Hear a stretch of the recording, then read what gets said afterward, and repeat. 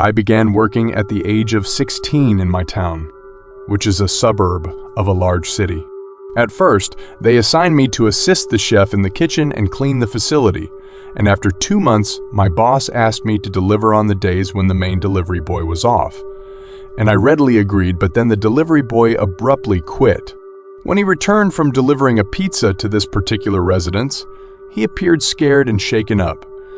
He walked into my boss's office where they argued for about 15 minutes before he muttered, "Good luck, kid," and then informed me that he had quit. When I questioned why, he replied, "I don't know."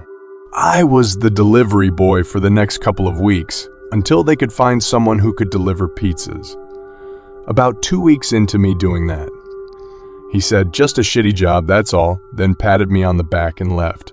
But I didn't think much of it. My boss gave me the address of a residence, so I put it in the GPS as usual and drove there while admiring the sunset. I was hoping it would only take a couple of minutes so I could hurry home.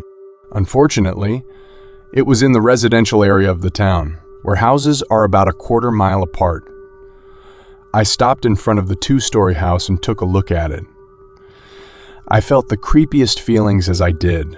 The lawn was uncut, full of weeds, dead trees, and an old porch with milk chairs, flower pots, or tables. It appeared to be abandoned. Nevertheless, I got out and knocked on the door. When the door opened, I was hoping my boss had given me the wrong address or something to let me leave quickly. However, an elderly woman who appeared to be around 70 years old with white hair, missing teeth, and a slim, short frame appeared before me and asked me another person, "Where is the other one?" He went off on me the last time he came over and ran off. So I felt it didn't make sense that he quit a few weeks ago. I answered as she grabbed her purse and began looking through the money. I paused, then quickly looked up at her, still glaring at me. She paused and looked at me after what seemed like the longest minute ever, not with an expression of surprise or confusion, but rather as if she were concentrating intensely on something.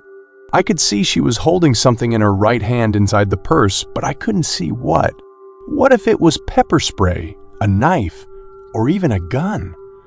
I mean, what could have taken her so long to take out $10 from her purse?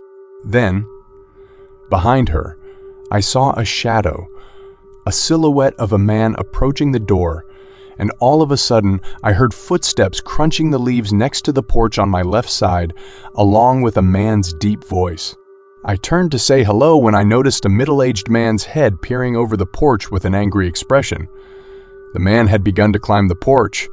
At that point, I decided enough was enough, so I sprinted to my car, tossed the pizza inside, turned it on, and raced away. On the day I quit, I made the decision to tell my boss what had transpired that evening.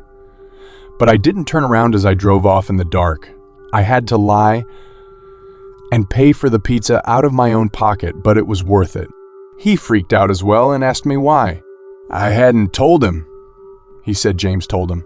Something like he just walked out of there and didn't pay attention to her. The boss then called the cops to look into the sketchy situation, and he told me could leave about 2 days later, called back saying the cops had the house registered as foreclosed for over a year, and they found 3 people living in there when they broke in were 2 men and the old lady I encountered. They were arrested, and he didn't tell me anything else, and I'm still traumatized. And I don't know what would have happened if I had waited. They could have easily jumped me. But thank God it quit afterwards, and I'm still alive.